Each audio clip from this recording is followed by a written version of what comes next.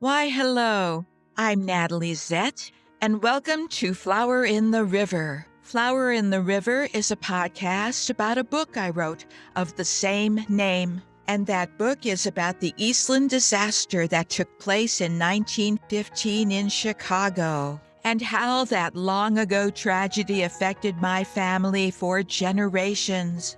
I'll talk about writing and family history and what to do when the supernatural comes into your life when you're innocently doing a family history research project. Come on and let's have some fun with this.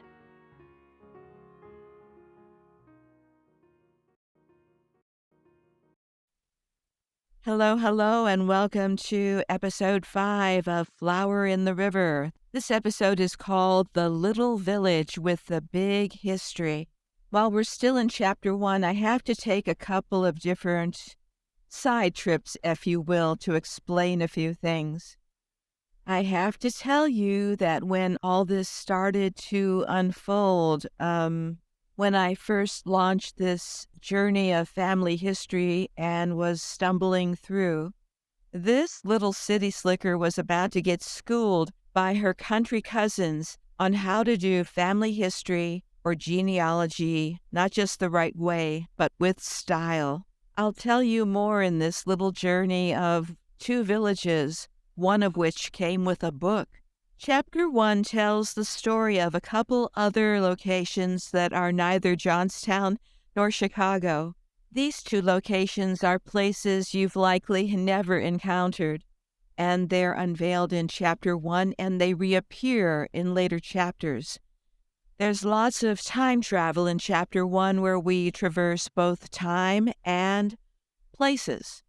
So, the first location in the story is a village in what is now eastern Poland.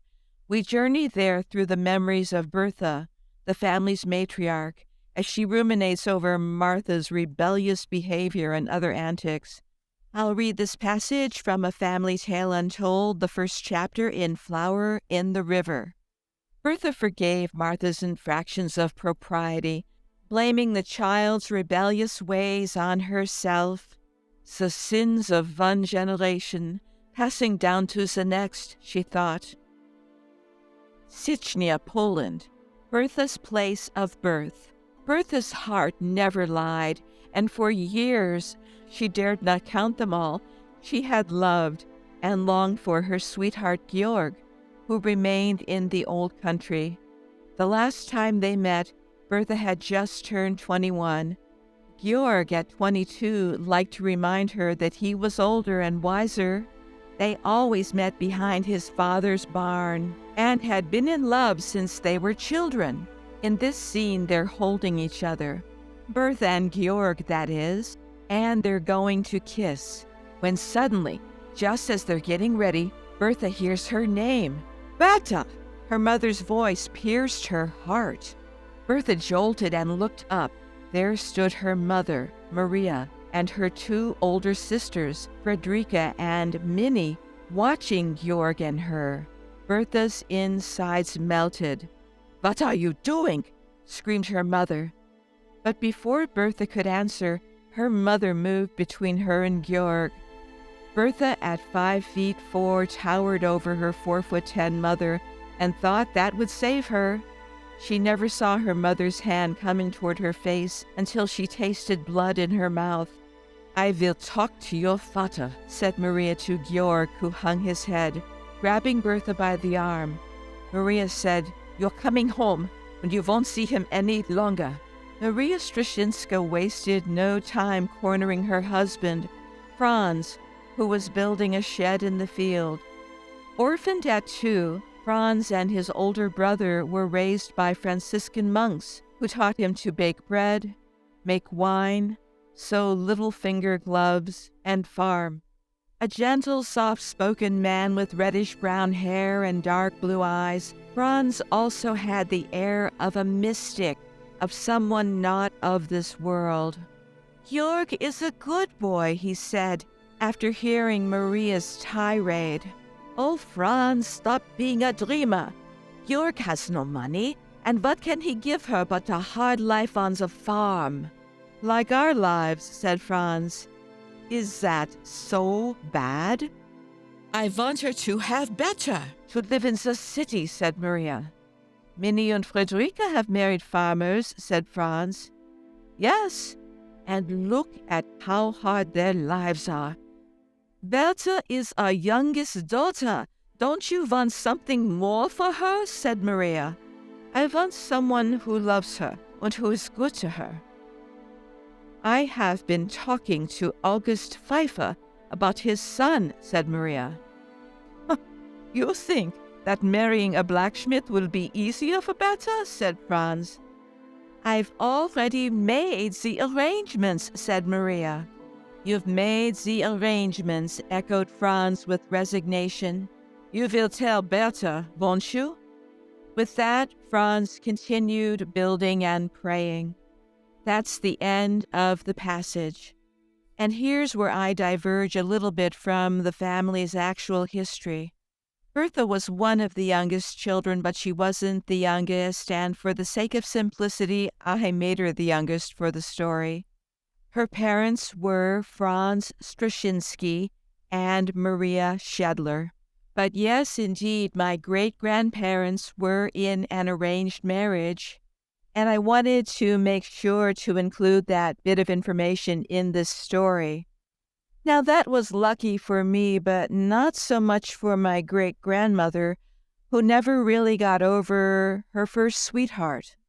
And I gave my great-grandmother's sweetheart the name Georg, but I don't know what the man's name was. But I do know this. What I didn't include in the book, because that would have taken it down a whole different path, was that this man, whatever his name was, followed my great-grandparents from Poland to Johnstown. I've often thought if I ever get more information about my great-grandmother Bertha, I would love to spend more time writing about her, because she was a lot more complicated than that religious persona that she crafted for herself as time went by. My great-grandmother's first love followed her to Johnstown. How romantic is that? Or maybe this guy was kind of a stalker or obsessive. I guess we'll never know. And this man went by the surname of Smith. I'm not sure if that was his actual name, but that makes it an extra crispy bucket of fun to try to track him down. So, was this Mr. Smith the reason that my great-grandparents left Johnstown for Chicago? I don't think entirely. The story was that they moved to Chicago to follow my great-grandfather's sister, Julia, and her husband. And since Julia was pretty traumatized by surviving the infamous 1889 Johnstown flood, I'm guessing that those fears might have seeped into my great-grandparents' lives as well. Maybe they felt Johnstown was a ticking time bomb. But what happened to Georg, a.k.a. Mr. Smith? Here's a story. Recently, I was going through some of my Aunt Pearl's things, and I found a 1-inch photo of a little girl, and on the back of the photo was penciled in the year 1927 and the name Smith. I have no idea who this little girl is. Is she connected to our Mr. Smith? Not sure. It's too bad that the title Never-Ending Story has already been taken, because I'm telling you, that would be a great summary statement for any family history. You never really get it all, no matter how diligent you are. And the moment you think you get something else appears and messes up all the work you've done. You know what I'm talking about. And I have to go a little teacherly here. I recently read a blog post where the author wrote that family history is really easy. Yes, indeed. Oh, all you have to do is go to the internet and search for their names, and it's easy. I don't know why people make such a big deal about family history. It's not hard at all. No, I did not write that. And oh my Lord, family history is many things, but it is not easy, okay? It is so complicated, and I think when you first get involved with it, It might seem easy. When I was first tracking down my family, I didn't know what to do. There weren't any real helpful pieces on the internet at that point, and I didn't know there was such a thing as genealogical societies. I mean, if you remember from the first episode of this podcast, I wasn't one of the Mayflower people, so I assumed I had no family history anywhere. Early on, though, as time went by, I was able to gather a few things about my family on the internet, not much. And I also saw that I think it was Brigham Young had a degree in family history or genealogy or something like that. And I thought, wow, you can get a degree in that. I mean, I didn't know how complicated it was either, except I kind of knew that I had no clue as to what I was doing and figured that if Brigham Young had a degree in it, there must be something to it. But as usual, I digress. Let me get back on track. So my great-grandparents' path went from Poland to Johnstown to Chicago. However, my great-great-grandmother also came from Poland, but she went to an entirely different location. That would be my great-great-grandmother, Maria, who, if you recall, ran the household with the iron fist and not so much the velvet glove.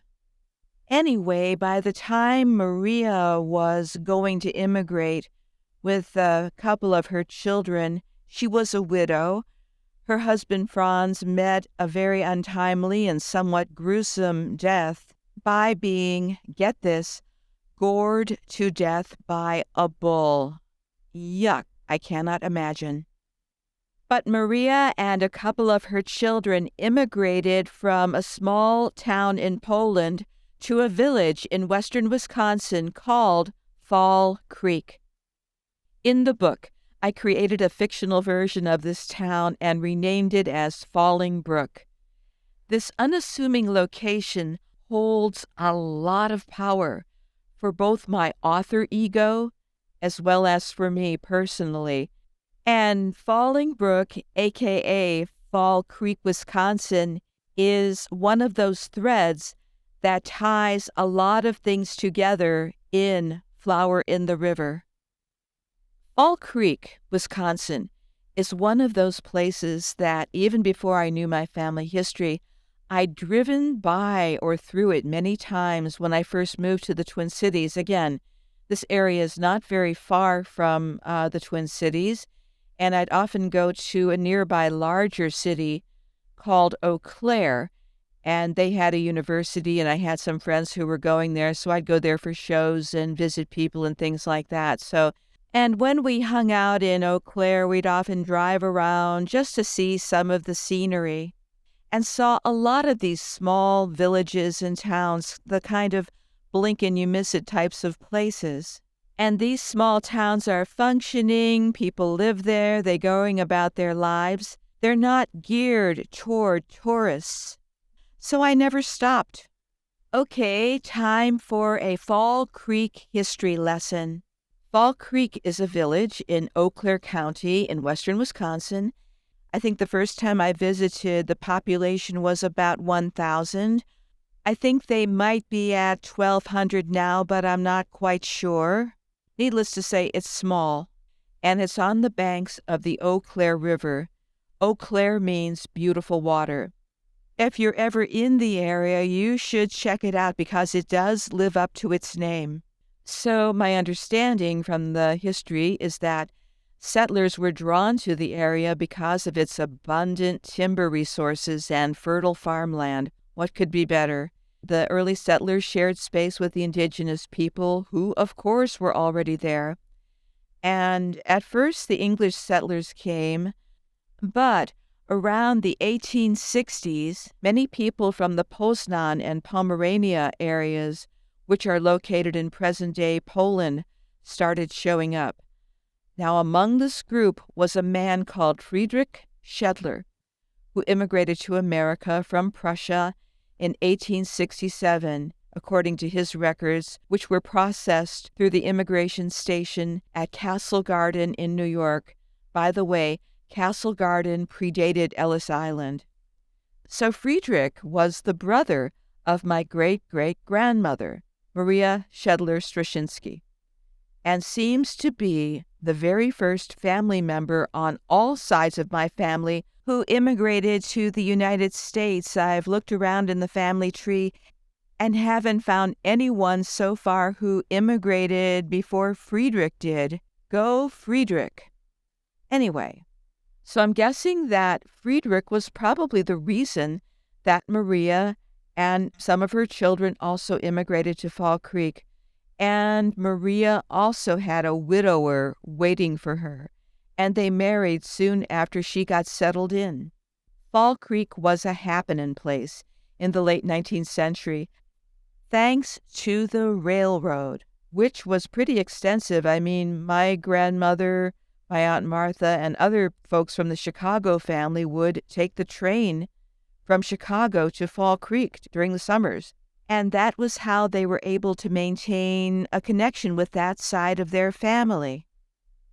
So they had the railroad, they had the lumber industry, and I think at the beginning of the 20th century, many farmers started specializing in doing dairy farming. And the village actually became a hub for dairy production and processing. At its peak, there were a lot of cheese factories and cheese production facilities in the Fall Creek area, and if you've never had it, Wisconsin cheese is to die for.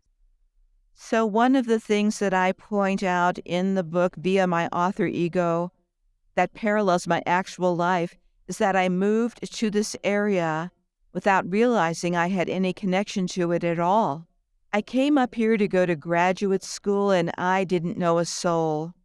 Truth be told, it was exhilarating to move to a place where I knew no one and to a place where, as far as I knew, I had no relatives anywhere, or so I thought. And then when my mother's sister, my Aunt Pearl, sent that family history to me and I started rifling through it, trying to put the pieces together, the name Fall Creek jumped off the page because I remembered it, and to see that that was where my great-great-grandmother and family settled blew me out of the water. And even though my book has some supernatural elements to it, this experience of moving to a place where I thought I knew no one yet have deep ancestral connections really supersedes any supernatural things that could happen to me. I bring it up periodically throughout the podcast episodes simply because I can't assume everybody's going to listen to this podcast from beginning to end and might miss this part because it is so significant. I keep bringing it up, but we'll keep moving onward. It took a bit of time, but I eventually got over the shock of this discovery. I then wondered how I could contact people who were living in Fall Creek who I thought might know of my family. I was able to find a couple cousins' names and wrote them some letters. While I was waiting to hear from some of these people, I thought Fall Creek's not that much of a drive, so one day I think I took a vacation day and drove to Fall Creek to see what I could find. So I got myself to Fall Creek. It wasn't that far. And the nice thing about Fall Creek, the village of Fall Creek, is that it is very small. But I also didn't know where to start. But the fact that they had a library, well, that seemed like the best place. Pre-internet and even post-internet, libraries have always been my friends. So I thought, I'll head to the library. That's what I'll do. But right there, I changed my mind. For reasons I don't know, I felt compelled to go to the bank. I'm not sure what I was expecting to find inside a bank at Fall Creek. I mean, I already had a bank, but in I went. And I walked in there and I thought, I'm looking around and I saw a kiosk of books. Well, a book. And there was a book for sale. And this book was called The Sights and Sounds of the Valley, A History of Fall Creek. And it was huge. I mean, I think about 140 pages with photographs, with plat maps, with all kinds of sketches. and history from the beginning of Fall Creek to its present day time, which was, I think the book was published in 1978. And I couldn't believe it. A small town like this, which didn't even seem to have people living in it, at least there were none on the street, had a book. And I thought, is this a thing? Do all small towns in western Wisconsin come with their own book? I thought the rest of us could learn a few things from these people. But anyway, I took the book with me to the library, which was just across from the bank. And the bank was called the bank, and the library was called the library, by the way. And there was one librarian in there who kept glaring at me. I was obviously not from the area. I was probably wearing a leather jacket and black jeans, and God knows what color my hair was at that point. Maybe I had a couple colors, I don't know. At any rate, she probably thought I was there to rob the place or something, so she kept an eye on me. So I ignored the woman who was glaring at me, although that took a little bit of effort, and instead I immersed myself in this Sights and Sounds of the Valley book. At this point, all the information that I had received about this side of the family, it was still new to me, and that's the information from the Pfeiffer history document. And yet, as I was reading the Sights and Sounds of the Valley, some of the names that were listed started to sound familiar. But I still wasn't sure what I was looking at, and it would indeed take a long time to realize who's who and what's what and how they're all connected to me.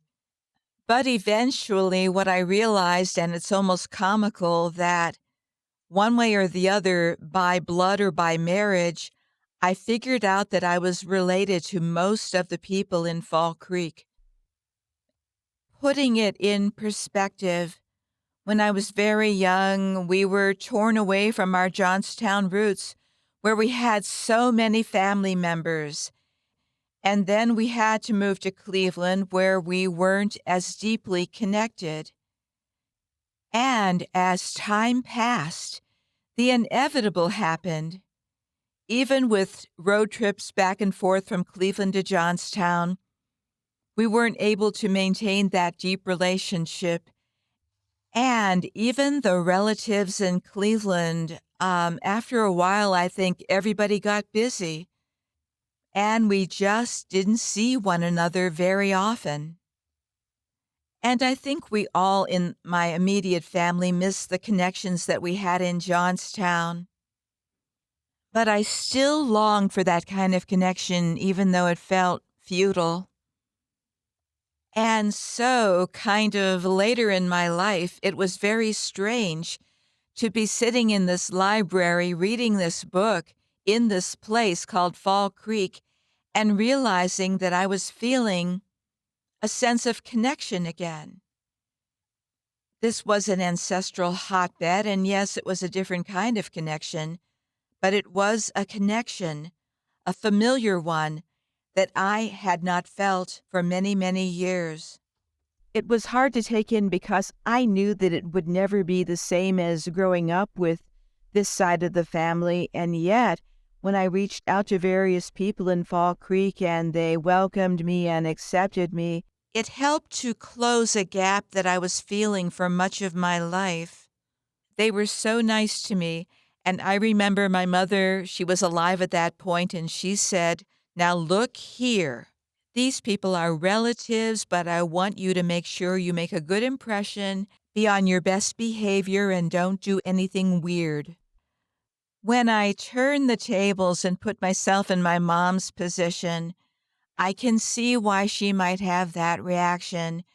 When I was in elementary school, my mom spent a lot of time getting called into the school because of one thing or the other that I was doing, and it was never anything harmful. It had mostly to do with, well, defying authority and questioning everything. So she just wanted to make sure that I was always on my good behavior when I met strangers, no matter how many decades had passed. And this was her side of the family, but like me, she didn't know of any of these people, even though they mostly were her first cousins. So thank you, Mom, and I did try to be on my best behavior. My mom's advice on good manners is always excellent advice to follow no matter what. But in this case, what I realized is that as I was getting to know these people, I was also, by virtue of existing and contacting them, I was probably also changing their ideas of who the family was and maybe even who they were. And so proceeding with respect and proceeding with caution as per my mother's guidance was a good thing. Now, here's something that happened recently, as in just last week or so. I'm not a big collector. I mean, I like to have photographs and things that are significant to my family.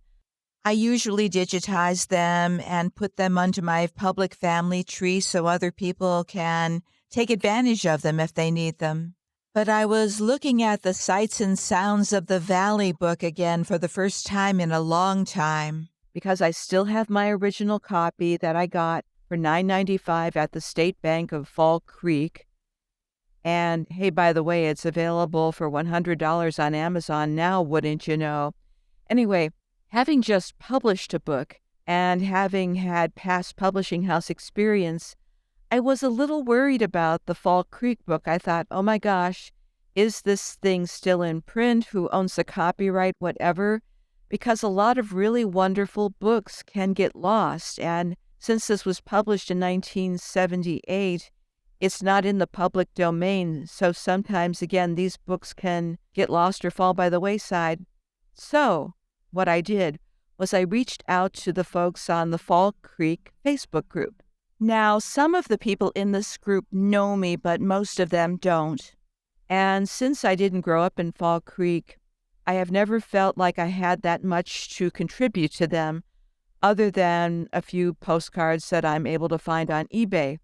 But last week I posted on the group site. I wanted to know if anyone knew about the status of the Sights and Sounds of the Valley book.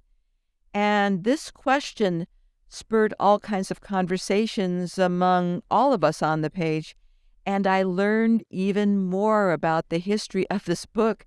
Someone said, "Oh, my mother did the editing," and another person jumped in and said that their dad had been involved with some of the illustrations, and then finally one of the authors popped in and gave the final word on the copyright status, and that was incredible. There were so many exchanges back and forth, and I even learned more about the comings and goings of the people in this village where I have such deep ancestral roots. It was amazing.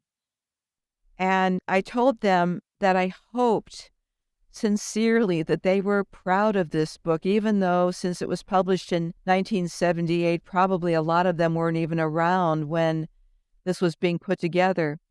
And personally, as I figured out my own family history, it was just astonishing to find faces of my relatives, my long lost relatives, within this book.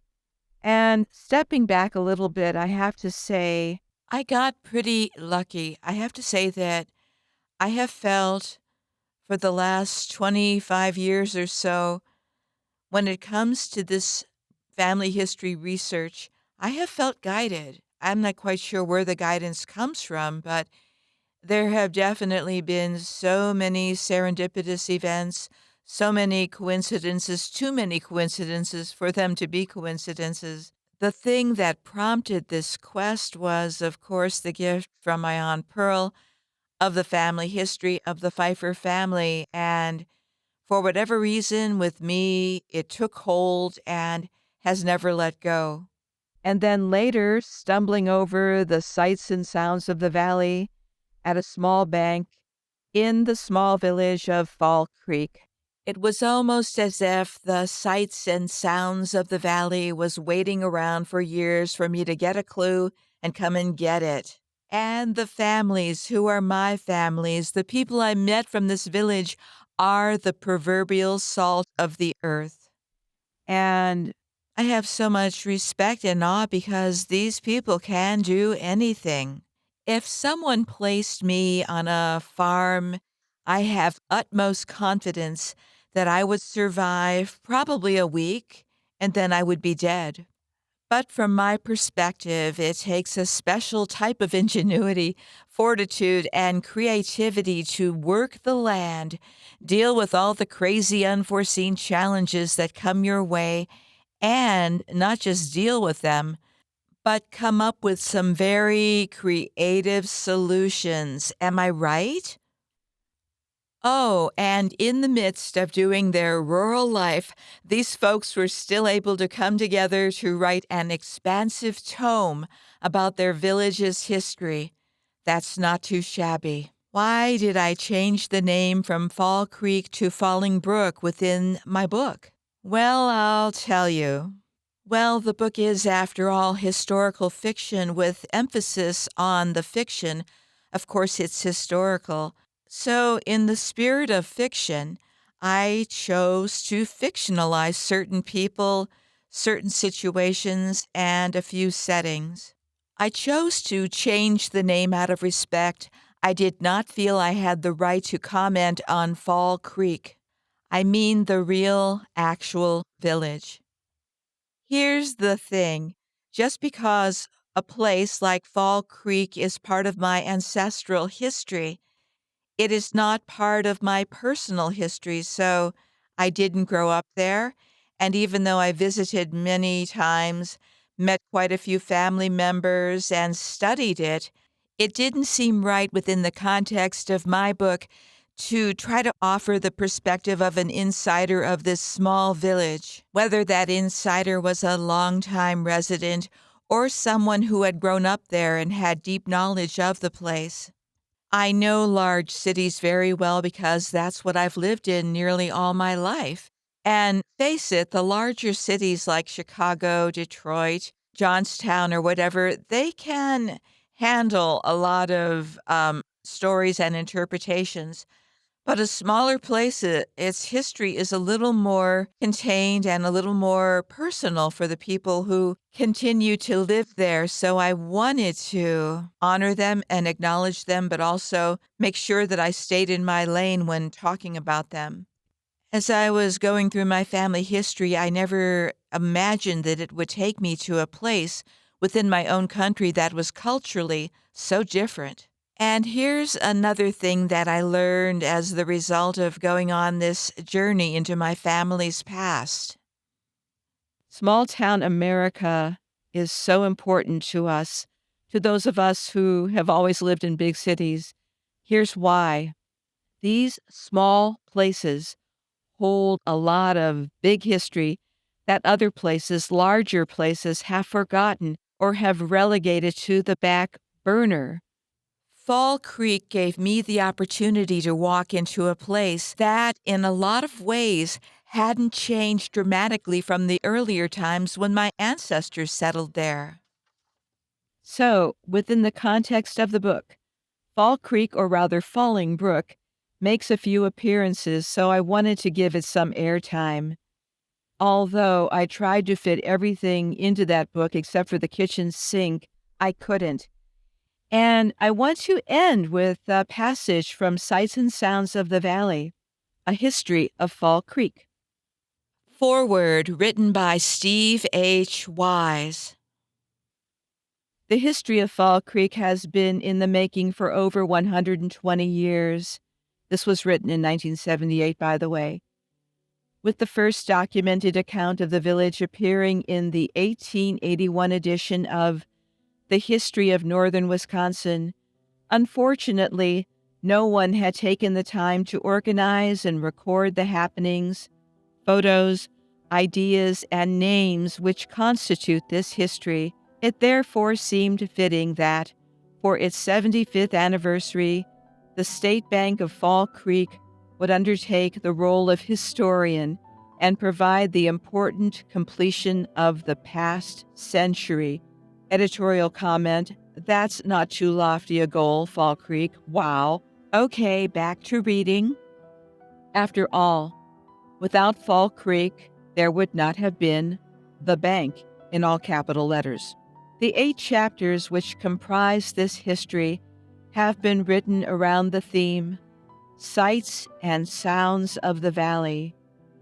In words and pictures, they tell the story of the lore which brought the first settlers to the area and of the transitions which took place in transportation, education, communication, agriculture, commerce, government, spiritual growth, and the attendant amenities.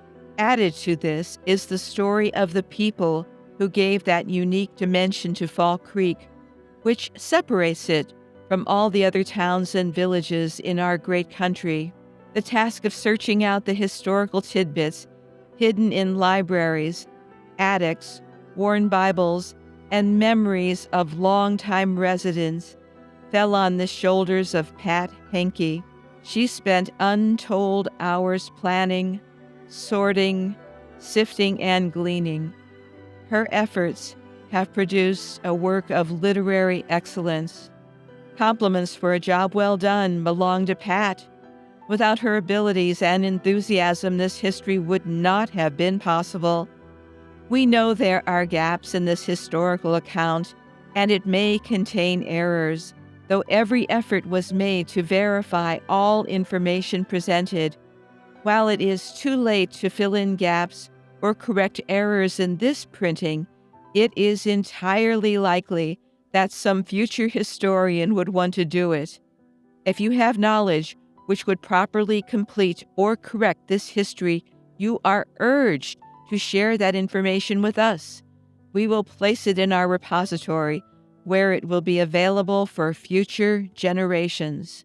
In addition to the contents of this book, a collection of more than 500 photos has been assembled and, to the extent possible, identified by date, names, and description.